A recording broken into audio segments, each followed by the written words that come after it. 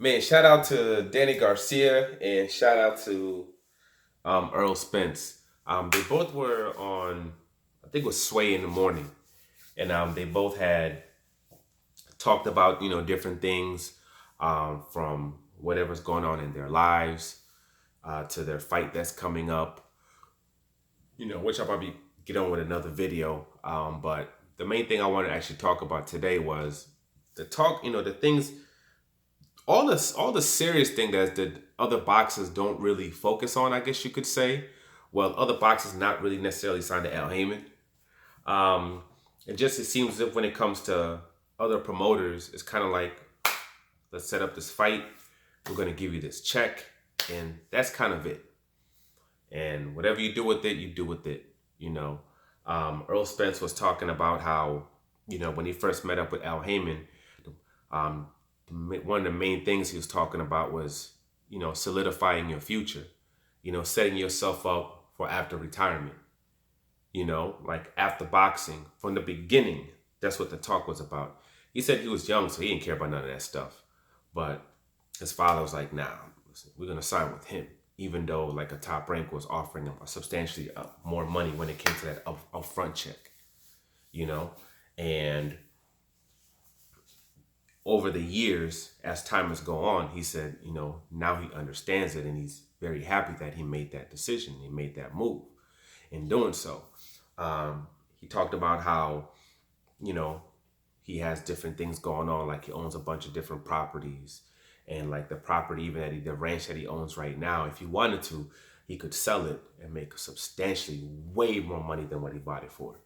Way more money. And I can understand that. Like one of my properties, I'll purchase it for a straight amount of money. A good, well, at that time, people thought it was a good amount of money, but I didn't know. I don't know what it was. People didn't see the value in it. I didn't understand it. I was confused by it. I'm like, there's nothing wrong with this place. It just needs some paint. It needs all this trash and stuff taken out of it. And it's worth almost double now. Within 24 months, it's worth double what I paid for it. So he understands that when it comes to jewels, the cars and stuff like that, they don't mean nothing. They don't last long. I mean, they depreciate. They depreciate. So he understood that he still need to make certain investments that was going to be bringing him that soft income. So he could be good after he retires, and he did that. And obviously after this accident happened, he also understood that he's not invincible. So because he's not invincible, he needed to make preparation just in case something happened to him, that his family would be good, that his kids would be good, like getting life insurance, things of that nature, and doing all that, and just in case, so all his T's and are crossed, all his I's are dotted when it pertains to that aspect of life, you know, and he's surrounded by people that that are able to help him with all of this. When it comes to somebody like a Danny Garcia talked about all the different properties that he owns. Oh, I own 8 different properties right now. He owns his barbershops, you know, and other ventures that he's been going into. He talked about how he's been involved in the stock market. People talked about, oh, stay at the stock market because you can lose your money, and he said, no, you're gonna lose your money if you don't know what you're doing. So he said he really invested a lot of time, like reading different books that were written by like Warren Buffett, and learning how the stock market works and how to invest. And he said he's been investing the last 4 years and he's made a lot of money off of the stock market. And again, I can relate with that because that's what I've been doing.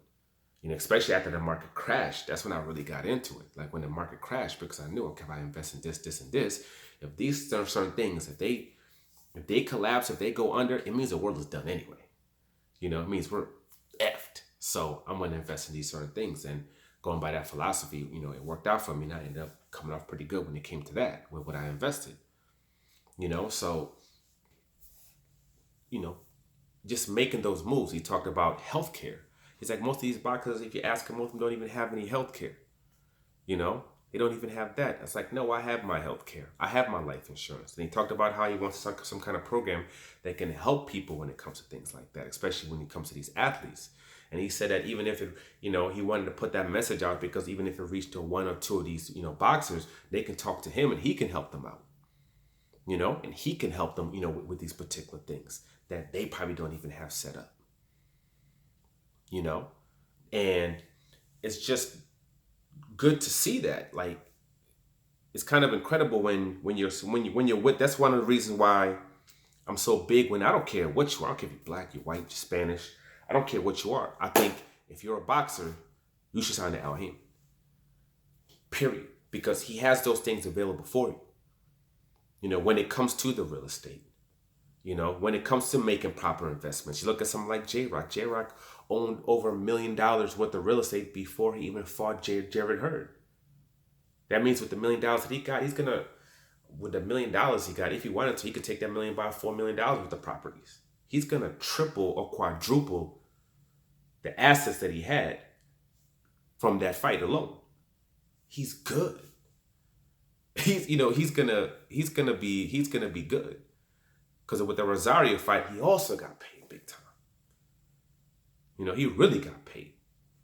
So he's in a space where he can have a fight again for the rest of his life if he wanted to. For the rest of his life.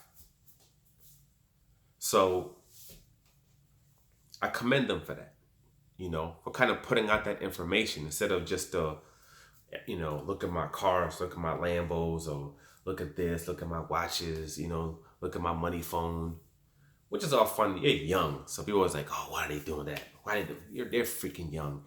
You know what you were doing when you were 21, 22, 23 years old too, 24 years old. So she's like, people who have issues with that and just looking in shock and awe, shut the F up. Even the Jay-Z's were like, they'll tell you, hey, this and that. Yes, you're putting out a certain message, but at the same time also understand that they're young and they might still do retarded stuff. Like when you had your gold teeth and you had these big, huge, giant chains around your neck, and all that other stuff when you're doing at that same age as well.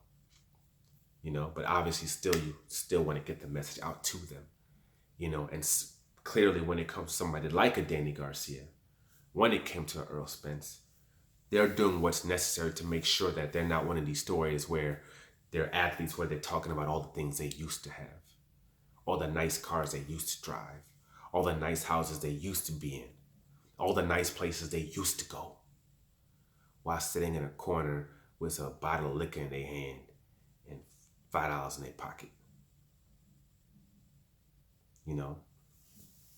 Working at, like, unfortunately, we hear about 90-some plus, percent of all these fighters that are fighting right now are going to end up, because even those that have this knowledge available to them, some of them don't take it. Adrian Broner owes $800,000 to this lady and he can't pay her. Adrian Broner was talking about how, he went through everything and he saw that he's run through $3 million in the last couple of months or whatever, last year or plus, and with nothing to show for it. That's $12 million worth of properties he could have bought, by the way. That could have been bringing him in soft income, and with that soft residual income, he could have been using that money to ball out. By the way, could have been doing that instead. You can ball out. Just set yourself up first, and then let these other people pay for the properties that you own, and then pay for your balling instead of that all coming out of your pocket instead.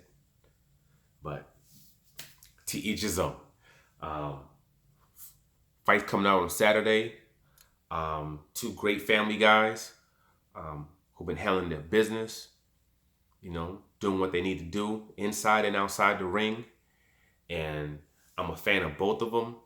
Usually when Danny faces anybody, I'm rooting for Danny. All the way from the Eric Morales fight, became a huge fan during that particular fight. But I'm also a huge Errol Spence fan. But in this particular bout, I'm rooting for Errol Spence on this one. But regardless of who wins, man, all you gotta do is show nothing but respect for both parties and tip your hat to both of them. It's Tuesday, man. Couple of days away, and it's on. And I definitely will be buying that pay-per-view. And I don't need to wait till Saturday. I know it will be worth every single penny. But for now, like, subscribe, share. I'm out. Get your money right.